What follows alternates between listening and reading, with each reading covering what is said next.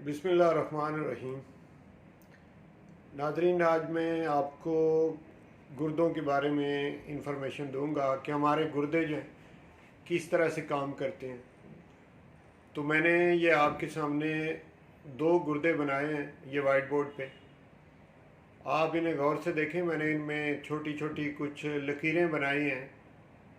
तो ये जो लकीरें हैं ये खुर्दबीनी साख्त की हैं, ये वैसे नज़र नहीं आती। ये लकीरें जो हैं इनको नेफ्रॉन कहते हैं, और ये 10 लाख नेफ्रॉन एक किडनी में पाए जाते हैं और 10 लाख नेफ्रॉन दूसरी किडनी में। इस तरह ये 20 लाख नेफ्रॉन जो हैं इस पर मुश्तमिल हमारे दोनों गुर्दे जो हैं ये होते हैं।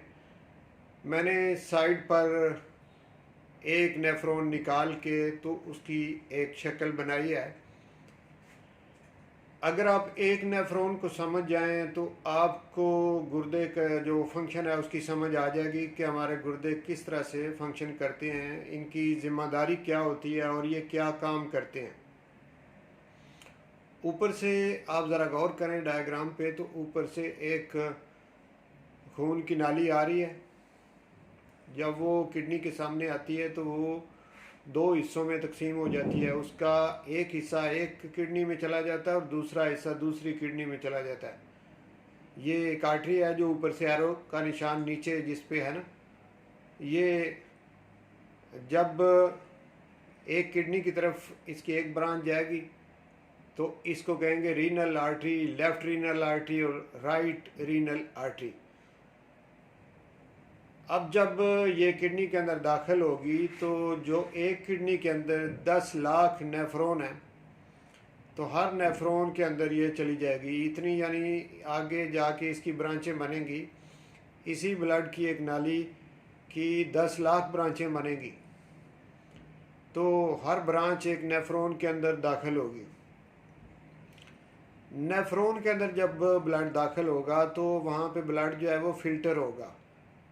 मैंने बाहर एक नेफ्रॉन निकाल के ये उसका डायग्राम बनाया, उसके अंदर भी एरो का निशान आप देखें तो ब्लड की एक नाली उसके अंदर दाखिल हो रही है और उसके अंदर एक गुच्छा बनाती है। वो एक प्याला नुमा साख जो है जिसके अंदर ब्लड की नाली का एक गुच्छा बना हुआ है। इस प्याला नुमा साख्त का नाम बाउमैन कैप्सूल है।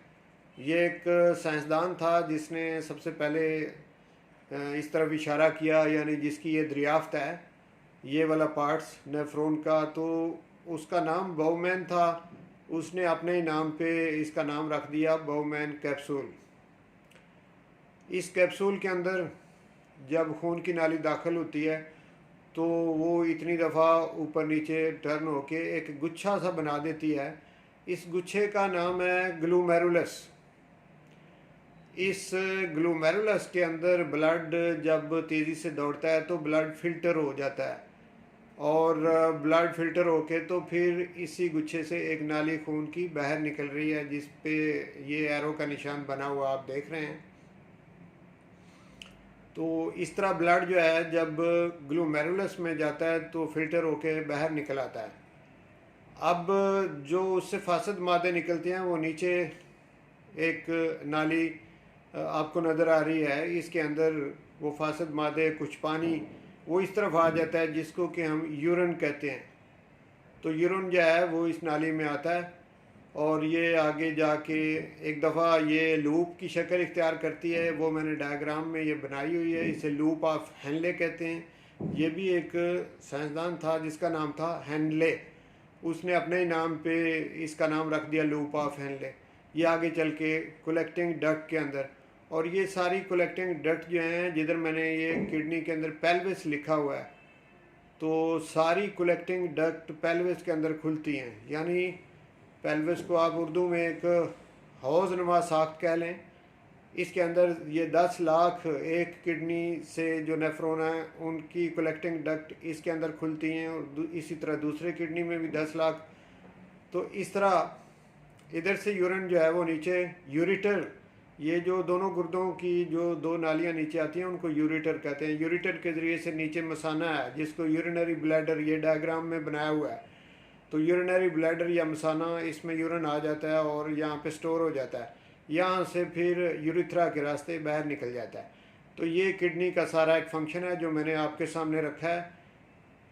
अब अगर आपने ये अंदाज़ा लगाना हो कि आपके जो किडनी यानी गुर्दे हैं उनकी कारकर्दगी कैसी है, तो ये मैंने ऊपर दायरे के अंदर एक टेस्ट लिखा है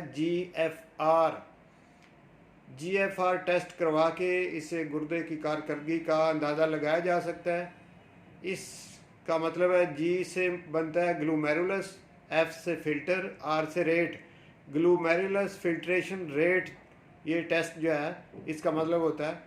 तो ये अगर 60 और 90 के दरमियान हो तो ये नॉर्मल है, 90 से अगर थोड़ा सा ऊपर हो, अबव 90 हो तो ये एक्सीलेंट है, और 30 से 60 के दरमियान हो तो फिर भी इसकी कारकर्दगी को दरमियानी कारकर्दगी आप कह सकते हैं।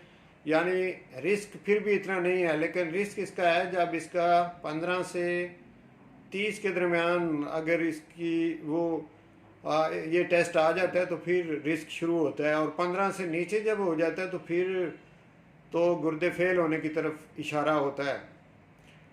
तो नाजरीन, ये मैंने गुर्दों के मतलब गुर्दे क्या काम करते हैं, फिल्ट्रेशन कैसे करते हैं, इनका फंक्शन क्या है, तो मैंने आपको इसकी बेसिक समझाने की कोशिश की है।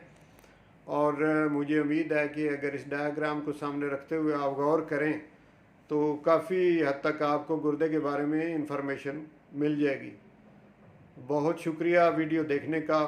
अगर आप समझते हैं कि ये वीडियो अच्छी है तो ये आप दूसरों तक भी पहुंचाएं, इसको शेयर करें, इसे लाइक करें, और अगर ये समझते हैं कि इस तरह की वीडियो मिलती रहनी चाहिए तो फिर चैनल को सब्सक्राइब करें। बहुत शुक्रिया।